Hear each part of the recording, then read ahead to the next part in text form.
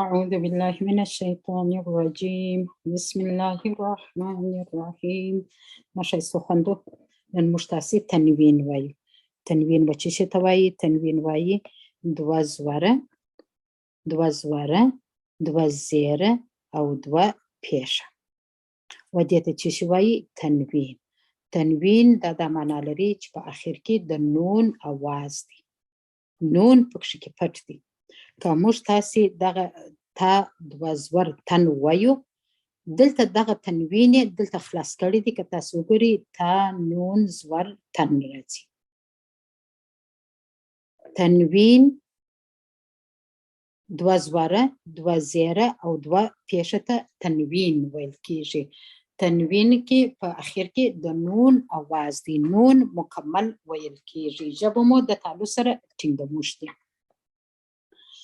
او نون ساکن څه دی؟ نون ساکن دا معنا لري لکه نون ته ورغندی، هر توری چې ورغندی ولري هغه ته ساکن ویل کیږي، او ورغندی ته په عربي کې سکون ویل کیږي. نو پر هر توری چې ورغندی راسي هغه ته توری ته ساکن ویل کیږي. موږ تاسې نن دوه زوره دوه زیره او دوه پیشه وایو. په دغه ځای کې که تاسو وګورئ دلته نوشته دي تا الف دوه زور تن. په دغه ځای کې که تاسو وګورئ تا نون زور تن نوشته دي. دغه د تنوین چې زه تاسو ته وایم چې په دوه زورو کې یو زور دی یو نون ساکن دی. دغه یې سره خلاص کړی دی. په دغه ځای کې تاسو وګورئ تا نون زور تن، تا نون زور تن.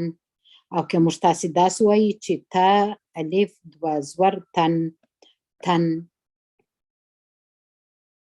دغه تا ته چې الف راغلی دی، دغه الف از موږ تاسې په اصطلاح وچ الف دی، خالي الف دی. دغه الف مده نه دی، د الف مده ګمان مه پر کوئ. دغه الف په قرآن کې د ټولو دوه زورو سره راځي، د دوه زیرو او د دوه پیشو سره الف نه راځي. دلته موږ بیا وایو چې تنوین وایي. تنوین دغه ځای تاسو ورته وګورئ، تنوین وایي دوه زوره دوه زیره او دوه پیشه. د دوی د دوه زورو په اخر کې هم نون ساکن دی، د دوه پیشو په اخر کې هم نون ساکن دی، او د دوه زیرو په اخر کې هم نون ساکن دی.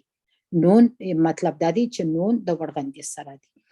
نو ان شاء الله تعالی په کرار به تاسو په پوه سئ. دا موږ تاسې دوه زورونه همیشه ویلي دي، مګر په دغه شی مو نه دی واضح کړی چې تنوین به څه ته وایي.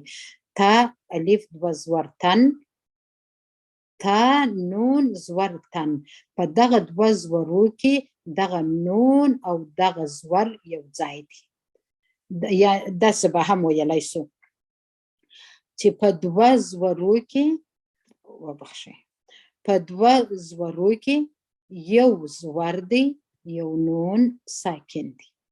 په دغه دوه زیرو کې یو زیر دی یو نون ساکن دی. په دوه پیشو کې یو پیش دی یو نون ساکن دی. مګر موږ تاسو په قرآن کې په دغه دوه لیکو راغلي دي چې د دوه زورو په شکل راغلي دي، یا د دوه زیرو یا د دوه پیشو په شکل راغلي دي.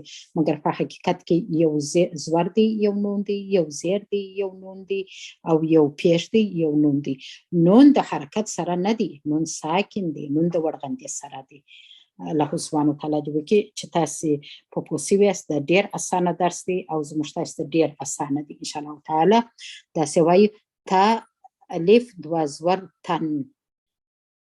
که موږ داسې وایي چې تا نون زور تن، دا دواړه یو شی دی.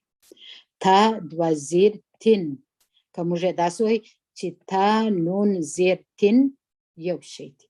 تن تن، تن تن، تن تن، تن تن، تن تن. دغه نون په دغه زورو کې په دغه پیشو کې پټ دی، دغه نون په دغه زیرو کې پټ دی، او دغه نون په دغه زورو کې پټ دی. دغه نون زموږ تاسې ډېر پکار دی. دغه یو لغات د تنوین دا به تاسو خامخا زده کوئ. چې موږ تاسې په ګروپ کې ډېر استعمالوو چې تنوین راغلی دی او یا نون ساکن دی. دغه خبره به موږ تاسې ډېره واورو او ډېره به استعمال کړو په دې خاطر باندې چې موږ تاسې په قرآن کې چیرې نون موږ مکمل وایو، چیرې نون غوڼه کوو، چیرې نون اخفا کوو، چیرې په نون ساکن سره موږ مدغم کوو یعنی ادغام پر کوو او نون ساکن څه وخت اقلاب جوړوي چې هغه کوچنی میم زموږ تاسې په قرآنو کې ورکړی یې هغه چې نون موږ تاسې اواز په میم اړوو. دغه څلور قانونه دي چې انشاءالله تعالی د نون ساکن او ما تاسې پر تخته باندې کښلي وه زه به یې ور بیا درته وکاږم. موږ تاسې په قرآن کې تنوین لرو. تنوین لرو. تنوین کې څه شي دي؟ په تنوین کې دوه زوره دي، دوه زیره دي او دوه پیښه دي چې په دوی کې نون ساکن پټ دي. نون ساکن معنا څه شي؟ نون د ورغندې سره پکښې پټ دي. که دا موږ زه لاندې درته وکاږم دا به څه شي؟ یو به زور وي، یو به نون د ورغندې سره، یو به زیر وي، یو به نون د ورغندې سره وي، یو به که پیښو کې یو به پیښ وي، یو به نون د ورغندې سره وي. دا خو درې نونه تاسې حساب کوئ. یو نون دا دی چې په دوه زرو کې دی، یو نون په دوه زیرو کې دی، یو نون په دوه پیښو کې دی او یو خپله د الف با څخه نون را اخلو چې ورغندی ولري. زور زیرو پیښ ولري هغه نه در یادوم، ورغندی ولري. که ستاسې په یادېږي په دغه کې څو ما یو وار درته ویلي دي چې څلور نونه موږ لرو. دغه څلور نونه به ستاسې په یاد وي. په دا څلور نونه کې موږ تاسې څلور قانون لرو چې څه وخت اظهار کوو، نون ښکاره کوو چې موږ تاسې قرآن وایو، دا اظهار معنا ښکاره کول. څه وخت موږ اخفا کوو، اخفا دا ده چې دغه نون موږ تاسې په غوڼه کې پټوو، اواز یې پټوو، دغه ته اخفا وایي. اظهار ښکاره کولو ته وایي د نون او اظهار ښکاره کولو ته وایي، اخفا پټولو ته وایي. زموږ تاسې خبره په دغه څلور نونه کې ده چې دغه نون د تنوین درې نونه موږ په تنوین کې لرو، یو په دوه زورو کې، یو دوه په زیرو کې، یو په دوه پیښو کې لرو او یو خپله د نون توري ساکن لرو. څه وخت نون موږ مکمل وایو، څه وخت موږ غوڼه کوو، پټوو یې، غوڼه نه اخفا کوو یې، وبخښئ دا اخفا کوو. او څه وخت نون موږ مدغم کوو، دې ته بیا ادغام وایي چې دوه توري موږ سره یو ځای کوو، نون واخلو په بل توري کې مدغم غوڼه پر وکړو یا غوڼه نه پر وکړو. ادغام بیا خپله دوه ډوله دي، پر یوه پر یو ډول چې غوڼه نه پر کېږي یو هغه ته ادغام مطلق وایي او یو د غوڼې سره ادغام دی، یو بې غوڼې دی، یو د غوڼې سره، داسې به ووایو انشاءالله تعالی. او بل اقلاب دی. اقلاب و چیش ته وایي؟ اقلاب وایي و اړولو ته. اوس مثال زموږ تاسې په قرآن کې زه به یو توري درته وکاږم، داسې نوشته من بعدی، بعدی. دغه باندې زموږ تاسې په قرآنو کې دلته زه دا به په بل رنګ ورته وکاږم چې تاسې ته معلوم سي. په دغه ځای کې کوچنی میم دلته ورکړی. دغه نو موږ بیا داسې نسو ویلی چې من بعدی، په من بعدی باندې نسو ویلی. دا به موږ څنګه وایو؟ من بعدی، من بعدی. دغه نون اواز په میم اړوو، دغه ته اقلاب ویل کېږي. دا به انشاءالله تعالی چې وخت یې رالی زه تاسو ته تشریح کوم چې ولې د نون اواز موږ په میم اړوو. دا هر شی ولې سوال ځان ته پیدا کوي، ولې نون پټوم، ولې نون اخفا کوم، ولې نون مدغم کوم. دغه جوابونه مو ګرد دغه څلور قانونه راکوي. زه بیا درته وایم څو نونه موږ تاسې لرو. یو نون ساکن دغه دی، یو نون ساکن د زورو دی، یو نون ساکن د زیرو دی، یو نون ساکن د پیښو دی او یو خپله د نون توري الف با تا ثا جیم ها خا څخه چې مو نون توري راخیستی دی، خپله د نون توري ساکن، یعنی چې دغه څلور نونه دي، دغه څلور قانونه دي. دا یو اول قانون دغه دی، یو دا قانون دی. دوهم قانون اخفاء ده چې نون څنګه پټوو په غونه کې. یو دا دی چې ادغام دی چې څرکم دوه توري موږ تاسو یو ځای کوو پر یوه باندې غونه کوو پر یوه یې نه کوو دا نون اخلو مدغم کوو یې په بل توري کې هغه ادغام دی. او بل اقلاب دی. د اقلاب مثال ما درته راوړي دغه ته اقلاب ویل کېږي. دغه تنوین بیخي ډېر مهم دی. دغه زموږ تاسو لپاره ډېر اسان دي چې موږ تاسو ان اون وایو مګر په اصلي پوه کېدی دي چې موږ تاسو ځانونه په پوه کو. الله سبحانه وتعالی دې وکړي چې تاسو په پوه سوي یاست. په قرآن کې دغه څلور نونه دي. دا نون ته به هم زه وکاږم دلته خو دا څلور قانون خو دا دې ما زیاتې مینه ورکړله. دا درېیم قانون دی. دا درېیم سو او دا څلورم قانون دی چې موږ تاسې وایو انشاءالله تعالی. در اوسه مو نه دي ویلي. دا زموږ تاسې د راتلونکي سبق دی. د نن غیر زموږ تاسې د تنوین زده کوو چې په تنوین کې درې نونه موږ لرو. درې نونه چې څه دي؟